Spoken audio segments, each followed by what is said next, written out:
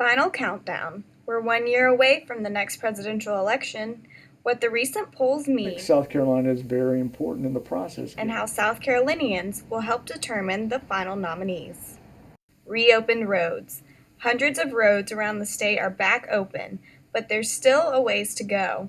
How the destruction left by floods are still impacting drive times. Renegotiation. The Keystone Pipeline expansion's future.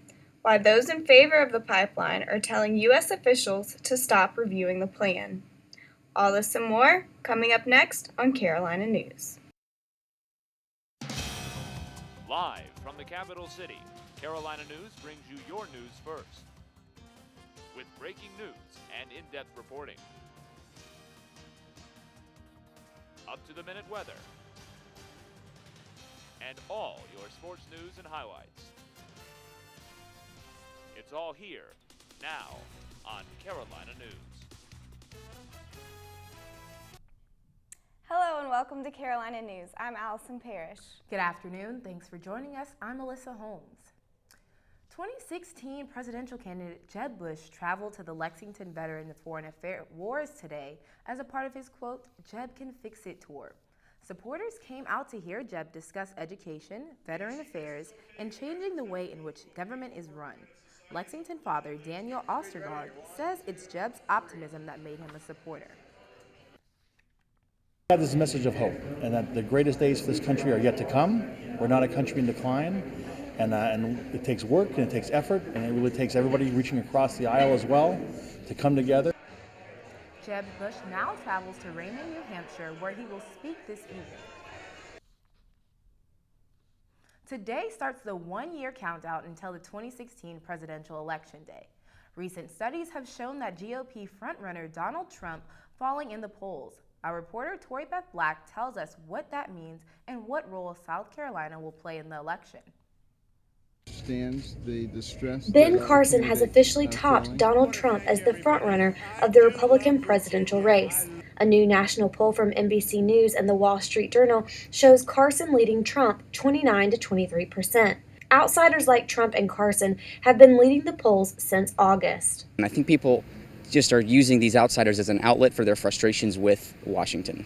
The kind of statements that Trump is making, make America great again, that he's willing to kind of take on the more established candidates in the Republican Party, is really kind of resonating with people. And I think that it is pretty much a sustained phenomenon at this point. But despite who will be leading in the polls come November, South Carolinians will play a major part in determining that nominee in February. Today is election day across South Carolina for many local races, but as you can see, the polling booths are pretty quiet. 1 year from today, though, that scene will be much different, as it will be election day for the 2016 presidential election. Professor Bob Oldendick says that the votes cast here in South Carolina are more important because they will start to form the rest of the campaign. Nick Pasternak takes it a step further. I mean, in the past, it's been proven, I think, from 1992 until 2008, South Carolina picked the Republican nominee. And South Carolina is also the largest of the early voting states, so it plays a huge role. South Carolina will choose its nominee in February in the presidential primary election. In Columbia, Tori Beth Black, Carolina News. The next GOP debate will be held on November 10th at 8 p.m. and is hosted by Fox Business Network. Polls will remain open today until 7 p.m. for Midland voters to cast their ballots. Anyone who is lined by 7 p.m. will be allowed to vote. Voters are reminded to bring some form of photo ID with them. Acceptable forms include a South Carolina driver's license, voter's registration card with a photo, or a U.S. passport. Rain has been a common sight in Columbia for the past month, and November is off to a rainy start. Our weather specialist Nicole Ryder is out in Finley Park to see if it will continue. How's it looking out there, Nicole? Well, Allison, it's not currently raining and the leaves are changing color, so fall is in the air. The temperatures right now are in the mid-60s with the humidity high at 83%. The rain will continue tonight and into tomorrow, so make sure to keep your rain jackets and umbrellas handy. We will get a break from the rain and temperatures will rise, but I'll tell you more about that coming up later in the show. Thanks, Nicole. 1 month after the historic flooding closed down the Riverwalk in West Columbia, the Congaree River has risen again. The city of KC posted on its Facebook page that because of high river levels, all phases of the park are closed. The National Weather Service has issued a flood warning for the Congaree River in Lexington, Richland, and Calhoun counties. People are reminded to never cross flooded waters. A local animal hospital that was affected by South Carolina's 1,000-year flood has found a new home. Four Paws Animal Care Acres has moved to Divine Street and reopened in less than a month. The flood washed away the interior of the hospital's old building, damaging most of its equipment. The hospital has already raised thousands of dollars through their GoFundMe campaign, and some people have donated kennels and towels. The hospital still has many challenges. Dr. Tracy Wells says it's worth it because she loves her job. You're kind of born to be a veterinarian, and so what else is there to do? You know, that's kind of our life passion, so what else would we do? I can't imagine doing anything else. Dr. Wells says FEMA is assessing the damage to determine whether the hospital can rebuild its Forest Acres location. Over the past few months, South Carolina has been put in the national spotlight after video surfaced of a Spring Valley High School resource officer throwing a student. Community is once again at the forefront. Madison Kello talked to parents trying to find a solution. Thank you so much for coming out in the rain. But that tells me that you're concerned about our community, right? And they should be concerned. This video of a Spring Valley High School resource officer getting rough with a student went viral last week. I'm a mom, I'm a woman, I'm a product of this community, and I just want to see it thrive again. Angela Patterson's goal is to get people to stop talking about what happened and start talking about how to fix it. Everyone had different opinions, but the same two questions. How did we get here and what do we do going forward? Angela chose 8 panelists to drive the conversation. People lined up at the microphone with plenty to say. There was just one rule. I promise you, if you start attacking, we're going to sit you down. But when a past teacher voiced her opinion on parent involvement, I'm not in that spot anymore. But it's frustrating when you stay there all day and nobody shows up. Things got heated. Angela calmed the room down. We got to move beyond the fighting, which is needed to address the issues. Trust is a big issue, and we have to restore trust in Richland School District 2 to the community. Suggested solutions included increasing parent-teacher meeting hours, improving mentoring programs, and working on the zero tolerance policy. We may not have the right answers, we may not find the right solutions, but at least we're starting somewhere. Starting by coming together. In Columbia, Madison Kello, Carolina News. What has become of us? Angela says the event was planned from the bottom of her heart. It had nothing to do with her company, just the desire to pull the community back together. A former South Carolina Highway Patrol officer has been charged with shoplifting and placed on house arrest. Sean Grubert and his wife were both arrested on October 18th at the Walmart on Two Notch Road. The couple is accused of switching price tags on store items. At his hearing yesterday, Grubert begged the judge to keep him out of jail because he's his family's only source of income. Grubert is the officer who shot a man last September during a traffic stop for a seatbelt violation. He is still facing charges related to this incident. A special ceremony will be held tonight to honor South Carolina's fallen law enforcement officers.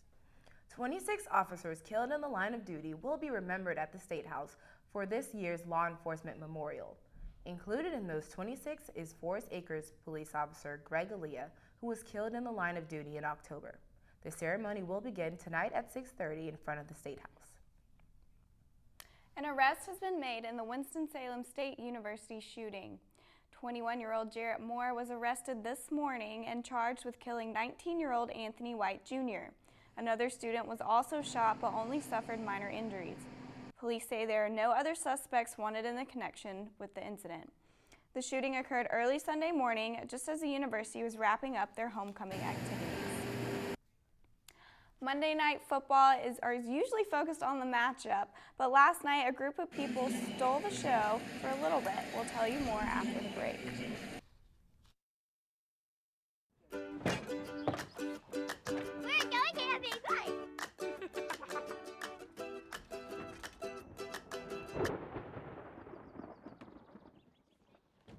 hey guys.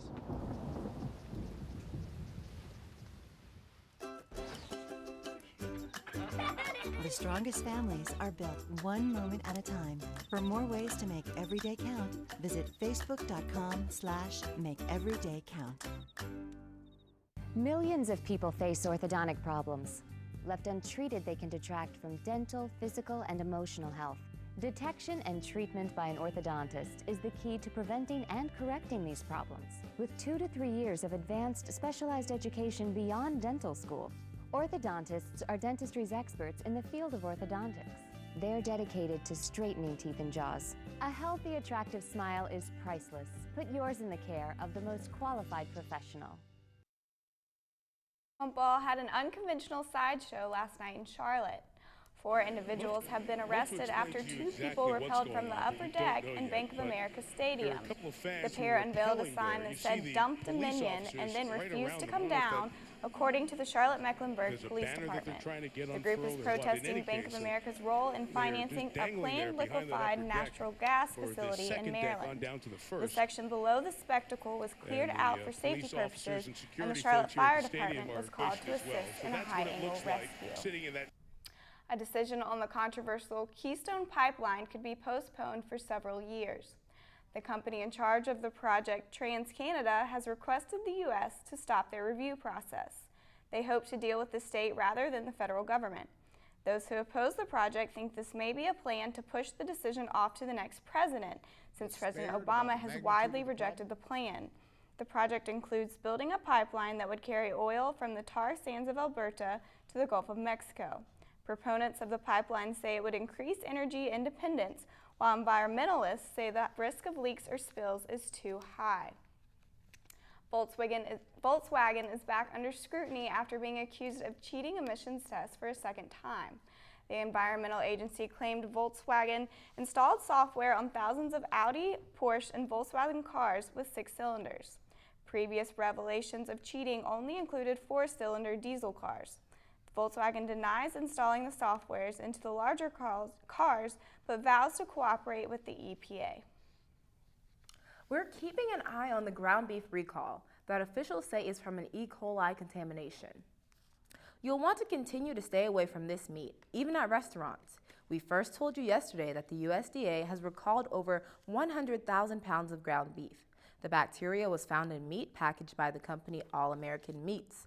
Look through any ground beef you've bought and see if it has the sell-by date of today, November 3rd. If it does, it should be thrown away. E. coli contamination can cause dehydration and even kidney failure. We'll continue to keep you updated. While you're checking your ground beef, you be sure to check your children's Halloween candy. Pennsylvania police say that 5 children received candy that had sewing needles inside. The children found the needles late Saturday night and notified local police, who sent out an alert to neighbors to check their children's candy again. Police say none of the candy was ingested and no one was harmed, but they are continuing to investigate. As usual, when Halloween passes, it's right on to the holiday season. And while the true ringing in of the holidays may be a change in weather, some of us measure how close Christmas really is by the color of our Starbucks cups. The coffee queen is rolling out those famous red cups in seasonal drinks. A brand new look for those holiday treats is being introduced this year. The cup's design is a 2-toned ombre style. Everyone's favorite Taste Like Christmas in Your Mouth drinks will hit menus next Tuesday. And while the holiday season is just beginning for us, for one place in Tennessee, the jolly time of year never stops. Tori Beth Black visited this magical place to bring us the true experience of the Christmas Inn. Fall decorations at the end of October isn't much of a surprise, but what about Christmas? Here in Pigeon Forge, Tennessee, there's a place you can celebrate Christmas all year round, the Inn at Christmas Place. It's the most incredibly happy place on earth, and we really do strive and do celebrate the joy of Christmas every day of the year. Concierge Dwight McCarter says there is Christmas as far as the eye can see in the inn. When you get off the elevator to each floor, the Holly Health Club or gym, even down to the swimming pool, a favorite place for Kylie Pendergraft. I like swimming and roasting s'mores because it was cool. Roasting s'mores is just one of the activities the inn plans for guests. But after Kylie's first stay at the inn, her parents, Aaron and Jessica, are a little worried. It's been a little bit concerning because now they think Christmas is right around the corner, so they're already making Christmas lists. Especially since Santa checked off Kenzie Pendergraft on the nice list. The inn has its very own Santa, who has been singing to children, young and old, at the inn since 1997. He says his favorite part of the inn is seeing the children's reactions. In the summer, because they've always heard all their life, Santa's always watching. And they walk in and actually see Santa there. They don't expect to see him in June or July. And it's like, it's true. He is watching us year-round. But the most notable reactions are from the guests about the inn's staff. Wow. It is, they do everything with great detail and intent and with just the passion for Christmas, and we love that. Hollis and Pam Townsend have enjoyed staying at the inn 17 times for 54 nights. I've never met a grumpy person here. We call it being elf-like. We look forward to the next time because we probably already have reservations to come back. And they do, this time for Christmas Day, less than 2 months away. We don't like to leave, but we have to go back to that thing called real life.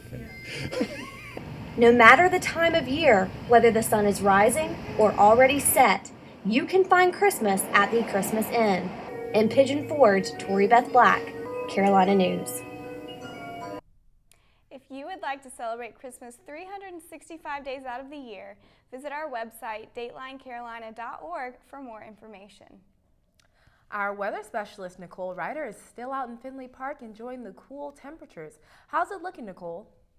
Fall temperatures are here, but it is still a little bit muggy outside. We will see some sunshine later on in the week, but I'll tell you more about that coming up next in weather. Never look a howler monkey in the eye. Fried ants are delicious. We finished a clinic in a rainstorm. Really? That was a confidence builder. My students actually ended up teaching me. Yeah. In La Keg, à la Keen. Think managing a sales team is tough. Try working with 5 different villages.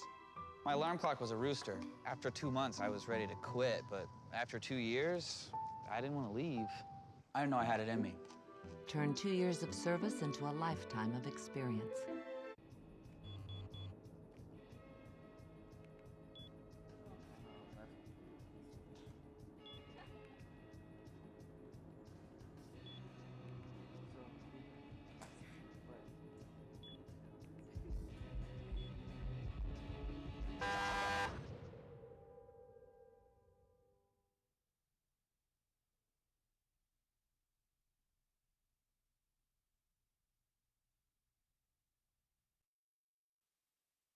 Nicole, I'm really tired of these gray skies. Are we going to get any sun soon? I know. It's been raining for the past few days. We did get a little break this morning, but currently in Columbia, it is still overcast. The temperature is at 67 degrees. The humidity is pretty high at 83%. But looking around the state, you'll see that it's 67 in Columbia, 63 up in the upstate, and then along the coast, it is a little bit warmer in the lower 70s. And the reason that we've been getting so much rain lately is the stationary front sitting right over our state. This low pressure system has been bringing in the rain, which has been staying here for the past few days. There's a few high pressure systems over here that's going to move into our area in the coming days. And if we look at the map for tomorrow, you'll see this stationary front is moving off the coast. We are going to see a little bit of rain staying right over our area, which is why we'll get a little bit more tomorrow. But there is a cold front coming in from the northeast. This is going to come in the next few days. It won't hit us for a while, but later in the weekend we will see some cooler temperatures. And these low pressure systems over here in the Midwest are making their way over as well, which is why we will get a break from the rain for a few days, but in the weekend some rain will come again. And looking at tonight's lows, you can see temperatures are pretty much the same throughout the state. We'll be in the low 60s here in Columbia. In the upstate, we'll be same in the low 60s, but it is a little bit warmer on the coast as well, 69 in Hilton Head and 65 up in Myrtle Beach. Tomorrow, the temperatures will be around what they were today. We'll be 70 in Columbia, a lot warmer on the coast at 78 in Charleston and Hilton Head, and up in the upstate, similar to what we are here, 66 in Greenville and then 64 in Rock Hill. And taking a look at the rest of the week, you can see that tomorrow we do have a 50% chance of rain. Temperatures right around what they were today. It will start to warm up throughout the week, hitting 78 on Friday in those clear skies. Saturday, we do have another chance of rain at 50%. And Sunday, like I said, that cold front will be moving in, so temperatures will be a little bit cooler. We'll have a low of 41, so you might want to bring some jackets with you if you're going to be out this weekend. I'm really glad there's going to be at least a little sun coming for us. Yeah, we'll have 2 days without some rain throughout the rest of the week, but we might get hit again later on. Coming up on Carolina News, the Gamecock football team is preparing to take on Tennessee. Find out if players think they're ready and what connection USC coach Sean Elliott has with the Wolves. One of my biggest passions in life is animals. That's why I've worked with Morris Animal Foundation for over 40 years. Morris Animal Foundation is a world leader in helping animals live longer, healthier lives. You can too. Just show your support at morrisanimalfoundation.org. To help cats, dogs, horses, and wildlife live healthier lives, visit morrisanimalfoundation.org, where we are advancing science that will create a healthier tomorrow for animals. I wanted to be in the military since I was a kid. I served a total of 16 years. And at 19 years old, that's the first time I ever saw somebody die. Coming back, I was raging. I started having pretty horrible nightmares. I started drinking a lot. I guess I never recognized it in myself. It all starts with going to the VA. There's a whole community of veterans that just want to help you out. It's for the guys who couldn't come back, so you owe it to them to live well, because they're not here with their families. Abby, I'm really looking forward to the game this week, and I'm hoping we can pull it out against Tennessee. What do you think? Yeah, me too. I'm looking forward to it. It will be our second SEC win. Hopefully, if we can pull it out. They play Tennessee in Knoxville, and though they fell short to Texas A&M, Gamecock players know that the team is getting better. Yeah, I feel like we're improving on all three sides. You know, special teams, offense, and defense. Everybody's doing what they're supposed to do. You know, we're all trying to give in and key in to what coaches are saying, and we're just trying to play as best as we can. And something you may not know, interim head coach Sean Elliott has a very strong connection to the University of Tennessee. I challenge you. My wife's from Chattanooga, and her entire family love the Tennessee Vols. I think it's neat. The Gamecocks take on Tennessee Saturday at 4 p.m. and it will be broadcast on the SEC. Also this weekend, USC men's basketball team will honor the victims of the Emmanuel AME church shooting. The team will play an exhibition game against Allen University on Sunday, and the victims and their family will be honored at halftime. Coach Martin knows how much Allen University means to many of the victims, especially the late Senator Clemente Pinckney. Senator Pinckney was the biggest Allen recruiter that I met in my time here. I mean, he just, I mean, you speak with him about Allen University and you can see the glow on his face. The exhibition will be on Sunday at 4 p.m. at Colonial Life That Arena. guy goes over, Admission is free, and it will be broadcast again That's on all the you do. SEC Network. You don't. USC's women's basketball team is making headlines yet again. A Felt like preseason basketball AP has a poll certain placed look. the Lady Gamecocks in the #2 spot behind Certain UConn. UConn and South Carolina are Certain scheduled to meet on back February to the 8th. with the And steal. we'll be With keeping 2 close seconds tabs to on go. the season. She'll take it coast The to Gamecocks coast, tip off laying in against at the Newberry buzzer. College And this the Friday Gamecocks night at are going to the Final Four. In national football news, the Panthers extended their winning streak last night. It was a rainy game in Charlotte against the Colts, and the rain took its toll. First Colts possession here, Andrew Luck fumbles a bad snap. Second Colts possession, Luck is intercepted by Charles Tillman, which would lead to a Panthers touchdown. With just 2 seconds left of regulation, Colts send the game into overtime with a 24-yard field goal, but in overtime, Luck's pass is tipped and Kuechly makes the interception. Gano went on to drill the game-winning 52-yard field goal. Final score is 29-26, and the Panthers move to 7-0 for the first time in franchise history. Now, I must admit, I'm an Atlanta Falcons fan, but we got some big Carolina fans over here, so that's exciting. Yes, I almost had a heart attack last night watching that game, but I'm so excited for them. Good, me too. Coming up next, we'll tell you how man's best friend is You are breaking looking the at Hank's good side.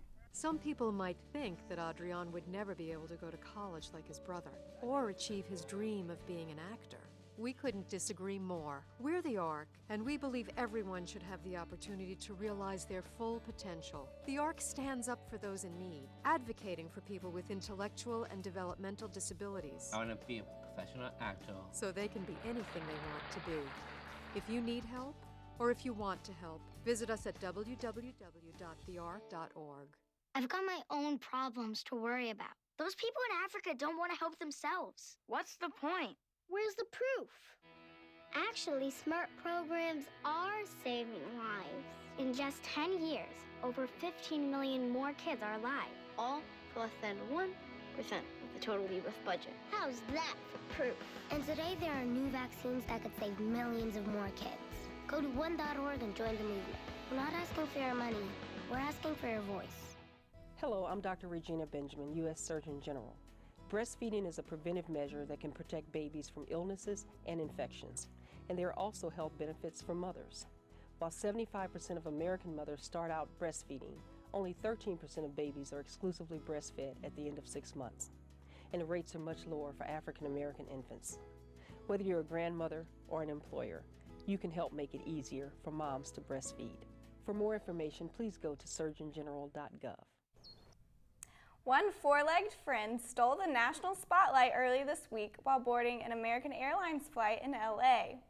This is Hank the Tank, a 146-pound service dog flying first class. A fellow flyer snapped Hank's picture and took to social media, sending Hank the Tank into a viral spiral. Hank's owner, a former Playboy model, says Hank is a frequent flyer with the airline. And after gaining so much attention, Hank even had his own cartoon made. How about that? All right. I don't really have much to say about that. It's a large dog. Yeah, Really large dog. I don't even get first class, but it's fine. It's fine. Oh well. Nicole, let's wrap up the weather. Yeah, so guys, we will still have a chance of rain tomorrow at 50%, but we will get a break Thursday and Friday. No rain. Temperatures will rise a little bit with a high of 78 on Friday. Saturday, we will see a little bit more rain, 50% chance, and then Sunday should be sunny skies. So a little break from the rain, which would be nice. That's good. Can't wait for it. It's going to be great. Yeah. Well, that's all the time we have for today. Thanks so much for being with us.